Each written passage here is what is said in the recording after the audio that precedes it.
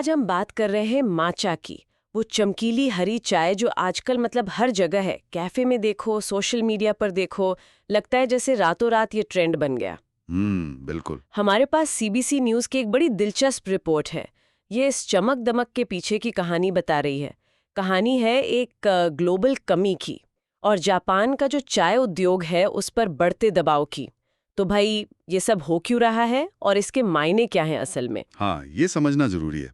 देखिए, माचा कोई ऐसी वैसी ग्रीन टी नहीं है। ये जापान की एक बहुत खास चीज़ है। इसे तेंचा नाम के पत्तों से बनाते हैं, जिन्हें पहले छाया में उगाया जाता है। फिर उन्हें एकदम बारीक पीसते हैं। इसीलिए इसका रंग इतना गहरा हरा होता है और स्वाद थोड़ा अलग, मिट्टी जैसा। उमामी कहते हैं उसे। अच्छा, तेंचा पत्ते। हाँ, और जो सबसे बढ़िया क्वालिटी होती है, सेरेमोनियल ग्रेड जिसे कहते हैं, वो तो जापान के पारंपरिक चाय समारोह में इस्तेमाल होती है। उसे बनाने में बहुत वक्त और मेहनत लगती है। पत्थर की चक्कियों पर पीसा जाता है उसे। ओ, तो कमाल की बात तो ये है कि ये सदियों पुरानी चीज अचानक इतनी पॉपुलर कैसे हो गई। हाँ, वही तो। रिपोर्ट यही कह रही है कि पिछले पतझड़ से पिछले ऑटम से डिमांड एकदम से बढ़ गई। वजह सोशल मीडिया, इन्फ्लुएंसर्स, वो लाखों व्यूज वाले वायरल वीडियोस और ऊपर से कमजोर येन। हाँ, तो जापान जाने वाले टूरिस्ट भी बढ़ गए। सबने मिलकर जैसे आग लगा दी। सही बात है। टोरंटो में एक कैफे मैनेजर है, उन्होंने कहा कि हालत ये है कि वो आजकल बस माचा ही बना रहे हैं। बाप रे। हाँ, और स्टारबक्स, टिम हॉर्टन्स जैसी बड़ी चेन्स भी माचे ड्रिंक्स ले आई हैं। यहाँ तक कि सेकंड कप जैसे रिटेलर्स को भी सप्लाई मिलने में देरी हो रही है। और देखिए, इस अचानक आई डिमांड ने ना पूरी सप्लाई चेन को हिला के रख दिया। शुरुआत में ये कोई असली कमी नहीं थी, बस डिमांड इतनी ज्यादा और इतनी तेजी से आई कि स्टॉक खत्म हो गया। अच्छा। और मजे की बात ये हुई कि लोगों ने वो सबसे महंगा वाला सेरेमोनियल ग्रेड माचा खरीद लिया और उसे लाते बनाने या केक वगैरह में डालने लगे।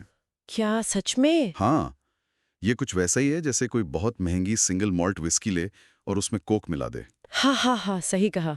जो चाय सेरेमनी के गुरु हैं, वो शायद ये सुनकर खुश ना हो।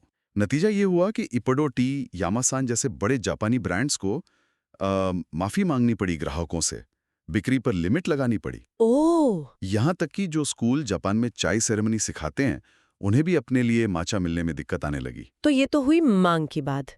लेकिन रिपोर्ट जापान के चाय उद्योग की एक और शायद ज्यादा गहरी तस्वीर भी दिखाती है ना? हाँ, बिल्कुल। कि पिछले 15-20 सालों से जी, जापान में ही चाय की खपत और उसका उत्पादन दोनों कम हो रहे थे। बिल्कुल। ये एक बड़ी चुनौती है वहाँ।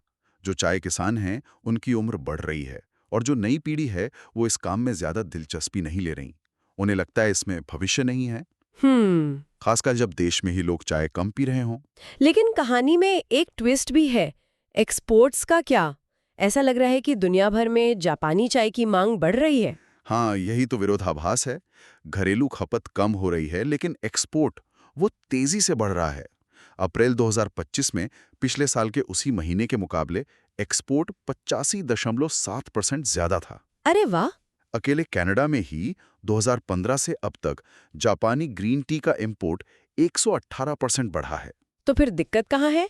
एक्सपोर्ट बढ़ रहा है तो अच्छी बात है। दिक्कत है, पेच ये है कि माचा जापान के कुल चाय उत्पादन का सिर्फ महज 6% है। सिर्फ 6%? हाँ, सिर्फ 6%। अब कोशिश ये हो रही है कि किसान सेंचा उगाना छोड़कर तेंचा उगाएं। सेंचा भी एक तरह की ग्रीन टी है, वो ज्यादा बनती है।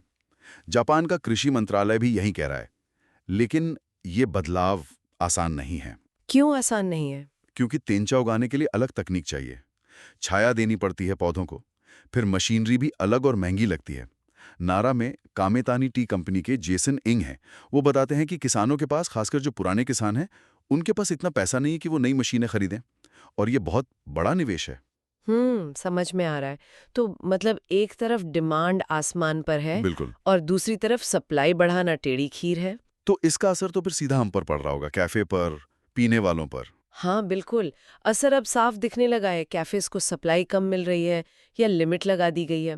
एक कंटेंट क्रिएटर है चीना लेरम, उन्होंने बताया कि उनके जो फेवरेट माचा ब्रांड्स थे वो या तो बिक चुके हैं, आउट ऑफ स्टॉक है। Oh no. या फिर महंगे हो गए हैं।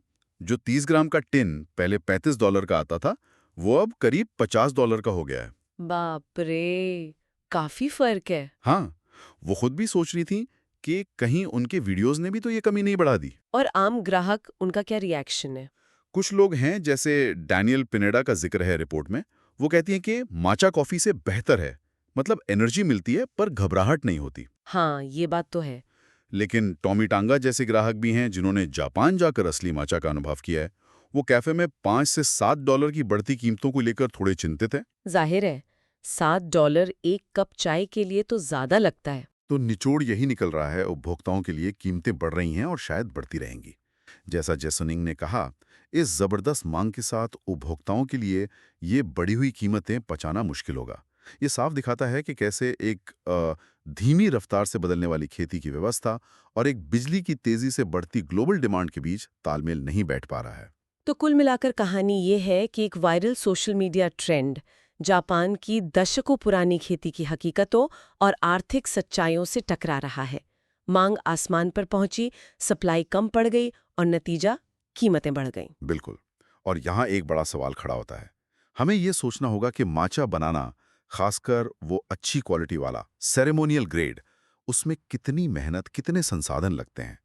तो ये जो जबरदस्त मांग है, ये जो सप्लाई पर दबाव है, इसका जापान की चाय की खेती की स्थिरता पर और जो पारंपरिक तरीके हैं, उन पर लंबे समय में क्या असर पड़ेगा? क्या ये जो दुनिया भर की दीवानगी है, ये इस सांस्कृतिक रूप से महत्वपूर्ण चीज के असली चरित्र को ही बदल देगी? ये एक सोचने वाली बात है।